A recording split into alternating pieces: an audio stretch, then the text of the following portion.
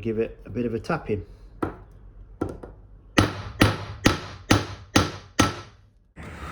Absolute disaster, guys. I'm 30 kilometers from home and the worst has happened, I'm afraid. Hello folks, Reginald Scott here and welcome to the video. Now today we're going to be answering a very interesting question. Is it possible to make one of these, which is a brand new 105 chain for an 11-speed group set, out of this, which is a bag of bits or offcuts from other chains that I've cut in the store for both myself and customers? You see, the reason why I'm asking this question today is because I really don't enjoy changing the chain on my bike. I understand, like most people do, that it's an important task, it's necessary, it's something we have to do in order to protect the rest of our drivetrain components so we don't wear out our cassette and wear out our chain rings prematurely with a worn out chain. But there's nothing fun or sexy or interesting about this basic bicycle part. It's just something we have to do, something we have to replace. So I was thinking, rather than spend money on this, which is 40-50 bucks for a new chain, wouldn't it be better if I could spend that 40-50 bucks on, say, carbon fiber seat posts or something useless but fun that I'm actually going to enjoy and be satisfied that I have on my bike? So like I say, in the store I have this, which is where I throw all of my bicycle bits, bicycle chains, after I've cut them off chains that I've then installed onto customers' bikes. And you need to cut chains, of course, because everyone's drivetrain is slightly different with different lengths of chain needed for different sizes of cassette and different sizes of chain rings. So I end up with a whole bag of this stuff. And these are all different brands of chains. We're going to have a look at it in a minute. And I thought, what if I just found a way to put them all together and made a workable chain for my bike basically for free? And could you do this at home by just saving all those little bits of chain every time you replace your chain? So that's what we're going to try and do today. And we're going to find out, is it safe? Is it sensible? Does it actually work? Let's have a look at the bike first and then get on to discussing what we're going to do with the chain. So here is my drivetrain and here is my chain. This is all clean and lubricated. I've just washed it, and I actually get really good life out of my chains. This is the 6th chain I've had on this cassette, and so far no slippage on the cassette, and I think that's because I do clean my bike very regularly. Let's just go ahead and check the chain to see whether it needs changing or not, and I believe it does, and also show you the difference between chain checkers. Now this one here is a BBB chain tool, and you can see it's marked with 1mm and 0.75. What's interesting about this one, if I just pop that in there, oh, it's gone all the way down. Okay, so checking the chain at that point, the chain has dropped all the way in. Yeah, that's pretty conclusive. Now this one says replace chain at 1mm, so that is a definite replacement for that. But here's what's interesting. This is a Lifeline chain checker, Lifeline Essential chain checker, and this one actually says replace the chain at 0.75 and replace the chain and check the chain rings and cassette at 1mm. So this is basically saying if you get to 1mm, it's time for a new cassette and a new chain ring, which is pretty bizarre, to be honest with you. But this one, like I say, advises at 0.75. And let's just try this one. That drops straight in at 0.75. Let's try their 1mm mark. Ah, and it drops in as well. So this chain is totally worn out. Now let's have a look at what we're going to do about it. So these are all the bits I've been cutting off bikes recently, or chains recently, for customers and myself in the store to fit new chains to bicycles. And there's all sorts of weird things in here. I mean, there's got this one, which is some weird China brand chain in a lovely purple and blue color. That's actually 2 sections there of that chain that I've cut off. What else is in here? This one is a KMC lightweight style chain with the hollow links. What else? We've got some, this is either Ultegra or 105, Shimano. This one is very small. I think I have some more of it around here somewhere. Here we go. We have some BBB chain. So we've got a few different brands in here. Some more lightweight chain. That one's lightweight with a hollow link as well, KMC. So there you go. So that's the kind of stuff we're working with here. I have majority 105 and Ultegra. And here's my thinking. It would be a bit boring to just make a 105/Ultegra mix chain to start with. So what I'm going to do is I'm going to collect all the weird stuff together and try and make a chain out of the weirdest bits, the stuff that really shouldn't go together and shouldn't match, to create the most Frankenstein chain I possibly can. That's one thing I'm going to do. Now, the way you stick a chain together, basically, or connect a chain together, normally is with something like this, which is a quick link, split link, missing link, depends what you want to call it. I call it a quick link. And one of these, which is the tool designed for pinching the two sides together when you're connecting the chain. We're not going to be using these because these are expensive. I paid, I think it was like $14 or $15 Bruneian for one of these. It was ridiculous. So no, we're not going to be doing that. And then there are these things here, which are chain pins. Now I used to get these with chains before these things came along. This is an 11-speed one. The 10-speed ones have got a round head. The 11-speed ones have got a pointy head. That's how you tell them apart. And basically you just drive them in to gaps in the chain like that to connect the two sides together, and then you break off the back. Sorry, you break off the front and leave the back inside the chain, connecting the chain together. We're also not going to be using those. Number one, because I don't have enough of them. And number two is it's spending money again. And this exercise is all about creating something from almost nothing. So I'm going to find a way to put this chain together without using quick links and without using the chain pins or the additional chain pins. And for that technique, I'm going to be using one of these, which is a chain breaking tool or a chain link press or whatever you want to call it. And one of these, which is a hammer. I'm sure you know what that is. The technique that I use, I have used before in emergencies, and it worked out fine, and it seemed to hold, and I've had no complaints, either from myself or anybody else I've done it for, which is I've managed to connect a chain by simply, in fact, I think this is one of the ones I've done. It is!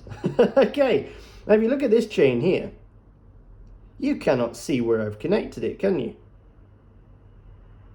In fact, I can't even tell. Where have I connected this one? Here we go. It's that one there. Can you see? So this is all perfectly fluid. It moves perfectly fine. But that basically is one of the normal pins. And what I've done is when I've pressed the chain out, I haven't pressed the pin all the way, which allows you to then link another chain inside it by just twisting this slightly and hooking it in. Then you drive the pin back in with the press, and then you peen the end, or you hit the end of the pin with the hammer to kind of flatten it out so it grips the other side of the plate better, because all of these have a slight lip on them which stops the pin from falling off or falling through, you see. So by hitting it very hard with a hammer on the end of the pin, you actually create a little mushroom or a little edge to the pin to stop it from falling through. And then you just bend the chain and flex the chain between your hands to loosen it up again. And what you end up is with this, which is a perfect demonstration. I did not plan this. This was just in the bag. I had no idea this was in here. But this is a perfect demonstration of how I do it. So the first thing you've got to remember is the Shimano has got a drive side and a non-drive side to it. So with the Shimano chains, always make sure that the writing is on the side facing you, facing the drive side of the bike. Otherwise the chain won't shift properly. So that's something I've got to remember whilst building this chain, is to make sure I don't put some in backwards while I'm doing it. The stuff like the KMC, the BBB, is double-sided, so it doesn't matter which way around it goes. So this one, I'm going to try and attach a BBB piece of chain to a Shimano chain here. So what you do is you twist this until it clips in, which is proving to be a little bit tricky. Might have to use some tool for this, rather than just my fingers. Ah, got it. Okay, it's going. Okay, this is going to take a really long time if this is how I do each one. All right. Okay, so it's gone in, but wow, that is really stiff. Almost as if it wasn't supposed to be this way. So we've kind of failed already, but let's just drive the pin in and see what happens.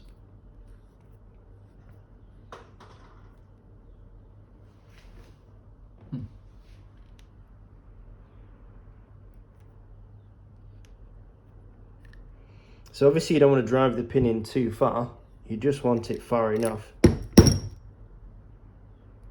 That's gone in, but it's extremely tight. Let's try bending it a little.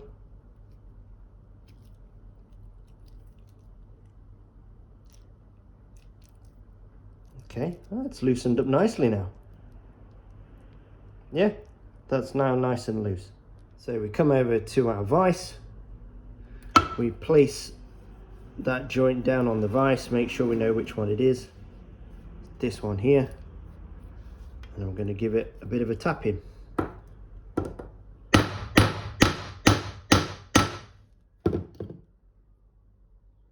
Perfectly smooth.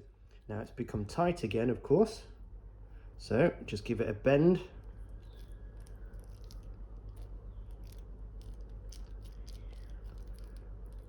And there we have it. It's now bending pretty well. I think we can get away with this, folks. I think we can. I'm kind of excited to see what happens with this this experiment. All right, talk to you in a moment.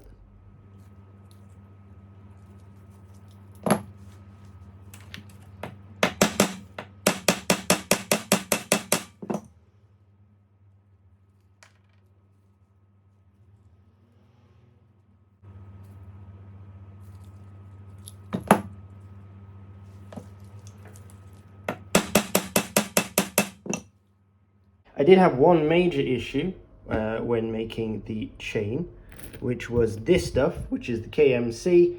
It didn't want to play with the Shimano and it didn't want to play with the BBB. It stayed stiff no matter what. I believe it must mean that the pin size for the KMC is slightly different than the others. It may be narrower, and so that's why it just stayed completely stiff. So if you're going to do this experiment, I'd recommend you stick with either BBB, Shimano, or exclusively KMC. I'm not sure about SRAM. Unfortunately, I don't have any SRAM offcuts with me at the moment to test. But again, maybe stick with the same type of chain, whether it be whether it be Shimano or some other brand. Mixing brands is probably a bad idea. But like I say, the BBB and the Shimano seem to go well together, as do the cheap Chinese chain. But I'm guessing the cheap Chinese chain is probably a copy of Shimano, because that's what they usually do. So there you go. Let's get it on the bike. Try the front derailleur first. Seems smooth so far.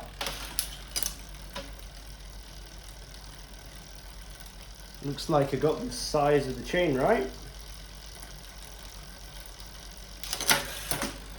Yeah, that's fine. Rear derailleur.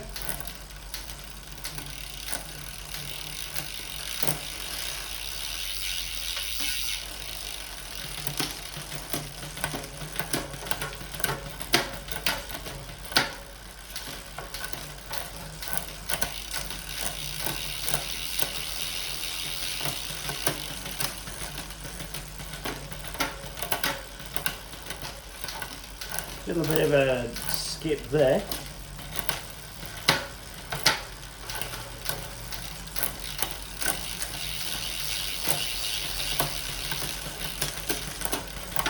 Seems to be working.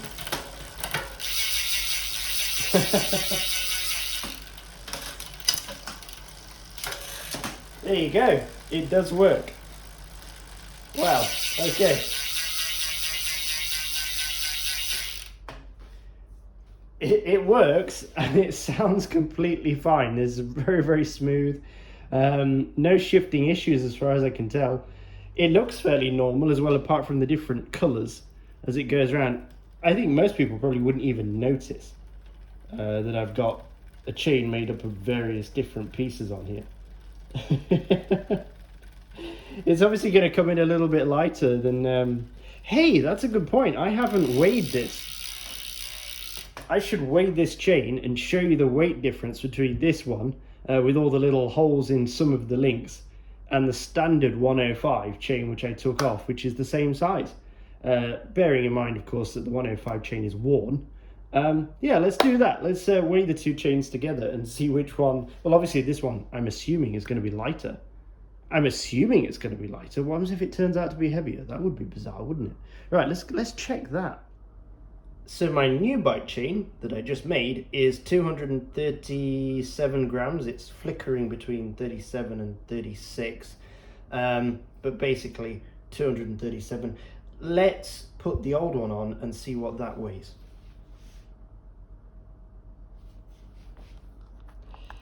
Let's move that to the side for a second. Stick the old one on, not as prettily as the first one, of course. 229. 230. This is interesting. So what this is a 105 chain. Let me just check that this is 105. Yes. This is a G601. This is 105 chain. Okay, that's been used. It's a clean chain, just been washed, and it's worn out. And it weighs 229. Okay, 229. And this one, if I remember correctly, 236. Why is this heavier? 235. So my only conclusions are then that the BBB stuff without the hollow parts to it is heavier than the Shimano, and that because this is worn out, it has lost a significant amount of mass. It's got to be. That is so weird. I did not expect that. I was almost certain this would be lighter because of the holes in it. The more you know. All right, let's get it back on the bike and do some testing. Actually get this thing out on the road. Now, I'm not going to recommend you do this, guys. Because although I'm pretty confident this thing's going to hold up for at least a while, if it does break, it could be potentially disastrous. Could be. And I can't with good conscience advise somebody do this because, yeah, you are likely to end up getting seriously hurt or injured if you do break a chain when you're least expecting it, especially if you're sprinting or climbing up a really steep hill. I'm going to still test it, but with the caveat that don't do what I'm doing because it's kind of stupid. All right, folks, so I'm going to take the bike out for a ride. I've got that chain on. I just took it for a quick ride earlier, and just around the block basically, just to check that it was actually functioning properly. And it's shifting and it feels perfectly smooth. The only issue I had was a 17-tooth cog on the cassette was skipping slightly. And I believe that was because of a worn out chain. A worn out cassette, because that cassette's had like 6 chains on it. So, brand new cassette, brand new R8000 cassette is on there now. And we're going to test the new chain with the new cassette. And I don't think I'm going to have any problems at all. We're going to do about 50, 60 kilometers. So that is a pretty good test. And we did some hills as well. So actually I did do some out the saddle stuff when I first tested it and nothing went wrong apart from that 17-tooth cock. Okay, let's go for a ride.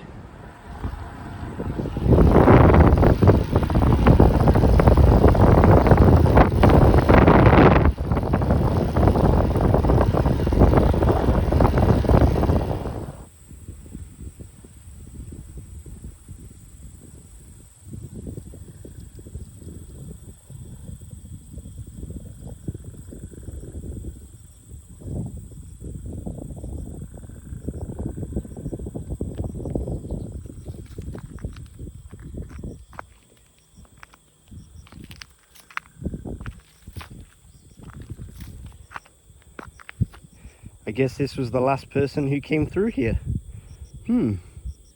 So, I'm out testing the chain on one of my Sunday rides. I'm even doing a bit of gravel over by the rice paddies. So far, no problems. It's just like a normal chain. Pretty nice area to come riding though, isn't it? Woo! This is a definite keeper for the Sunday ride.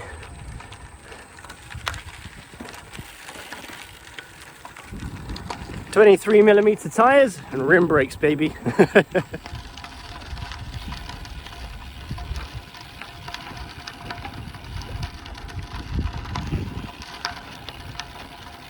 Ooh, tarmac. Nice. Absolute disaster, guys. I'm 30 kilometers from home and the worst has happened, I'm afraid. The chain has not broken at all, so I've got nothing exciting to put in the video. It's completely fine. What am I going to do? I've been on gravel, I've been up hills, I've ridden long distance on this thing, and it's just refusing to snap. What can I do? Oh well. Back to the studio. Alright folks, I just made it back, and everything was perfect. No issue whatsoever. I did average 30 kilometers an hour, average speed over a bit over 50 kilometers, and not a problem at all. No issue whatsoever. So these are the conclusions I can draw so far. It works perfectly fine, and obviously it would do because it's all 11-speed chain. So there's no reason why the chain shouldn't work, right? Number two is I have no way of knowing long term how safe this thing is going to be. So all I can say is subscribe, click the notification bell, follow my channel, and if anything happens to it, I'll let you know. I'm going to be using this chain for the next few months, and I'm not going to change it. I'm going to keep this chain on until I wear it out or it breaks.